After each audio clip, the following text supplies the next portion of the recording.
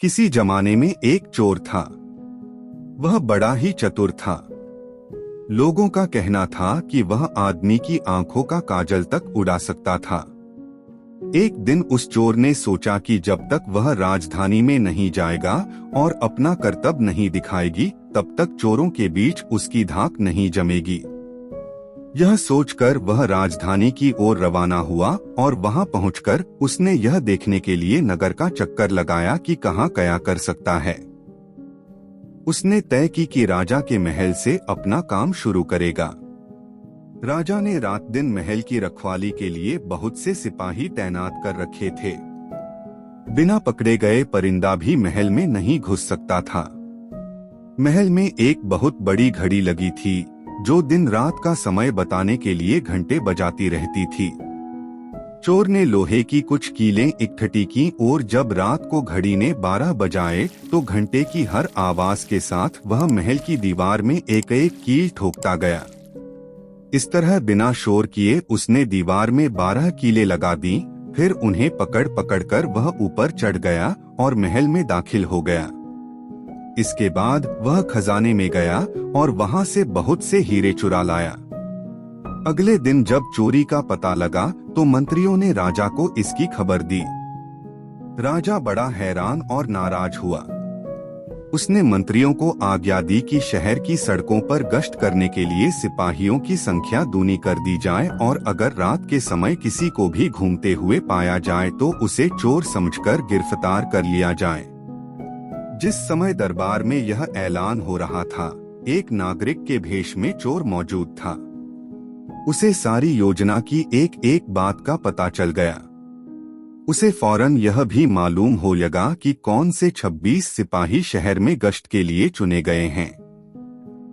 वह सफाई से घर गया और साधु का बाना धारण करके उन 26 सिपाहियों की बीवियों से जाकर मिला।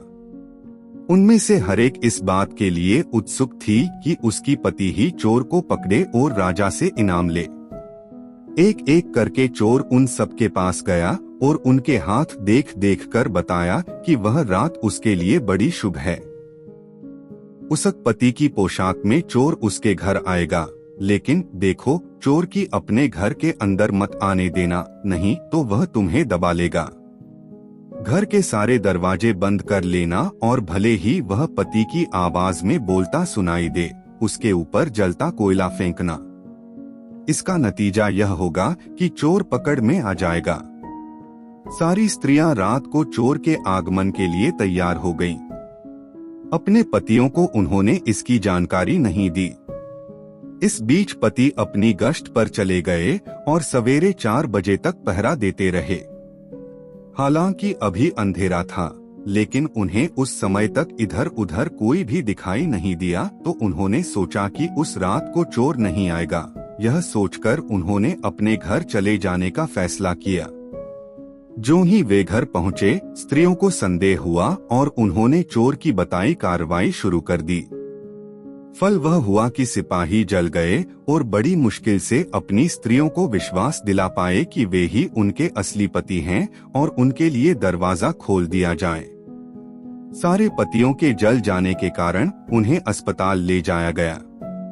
दूसरे दिन राजा दरबार में आया तो उसे सारा हाल सुनाया गया। सुनकर राजा बहुत चिंतित हुआ और उसने कोतवाल को आदेश दिया कि वह स्वयं जाकर चोर पकड़े। उस रात कोतवाल ने तैयार होकर शहर का पहरा देना शुरू किया। जब वह एक गली में जा रहा था, चोर ने जवाब दिया, मैं चोर हूँ। कोतवाल समझा कि लड़की उसके साथ मजाक कर रही है। उसने कहा, मजाक छाड़ो और अगर तुम चोर हो तो मेरे साथ आओ, मैं तुम्हें काठ में डाल दूंगा। चोर बाला, ठीक है, इससे मेरा क्या बिगड़ेगा, और वह कोतवाल के साथ काठ डालने की जगह पर पहुंचा।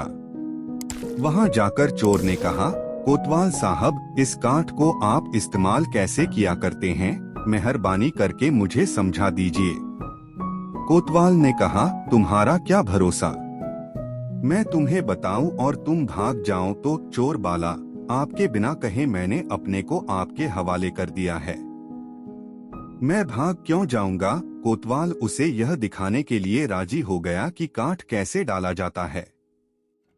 जो ही उसने अपने हाथ पैर उसमें डाले कि चोर ने झट चाबी घुमाकर काठ का ताला बंद कर दिया और कोतवाल को राम राम करके चल दिया।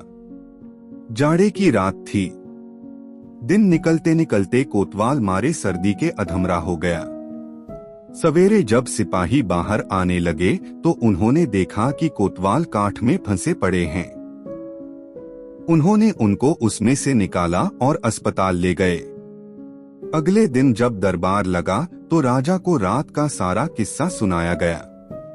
राजा इतना हैरान हुआ कि उसने उस रात चोर की निगरानी स्वयं करने का निश्चय किया।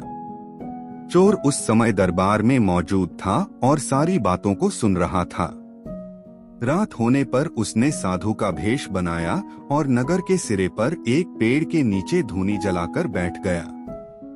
राजा ने गश्त शुरू की और 2 बार साधु के सामने से गुजरा।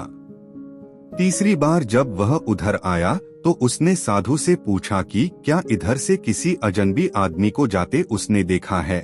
साधु ने जवाब दिया कि वह तो अपने ध्यान में लगा था, अगर उसके पास से कोई निकला भी होगा तो उसे पता नहीं।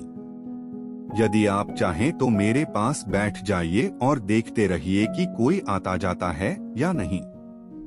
यह सुनकर राजा के दिमाग में एक बात आई और उसने फौरन तय किया कि साधु उसकी पोशाक पहनकर शहर का चक्कर लगाए और वह साधु के कपड़े पहनकर वहां चोर की तलाश में बैठे।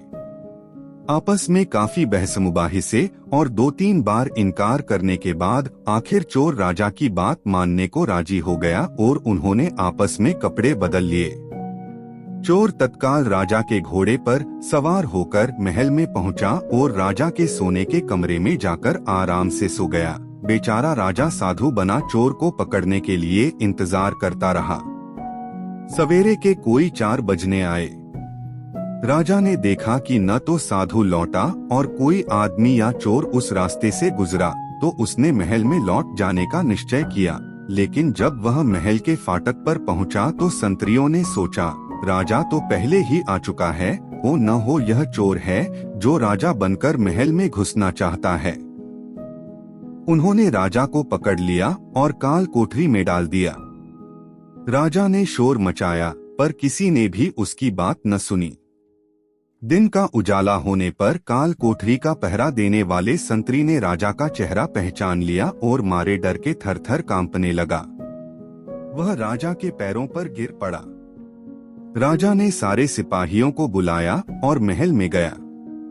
उधर चोर जो रात भर राजा के रूप में महल में सोया था, सूरज की पहली किरण फूटते ही राजा की पोशाक में और उसी के घोड़े पर रफू चक्कर हो गया। अगले दिन जब राजा अपने दरबार में पहुंचा तो बहुत ही हताश था। उसने ऐलान किया कि अगर चोर उसके सामने उपस्थित आ जाएगा तो उसे माफ कर दिया जाएगा और उसके खिलाफ कोई कार्रवाई नहीं की जाएगी, बल्कि उसकी चतुराई के लिए उसे इनाम भी मिलेगा।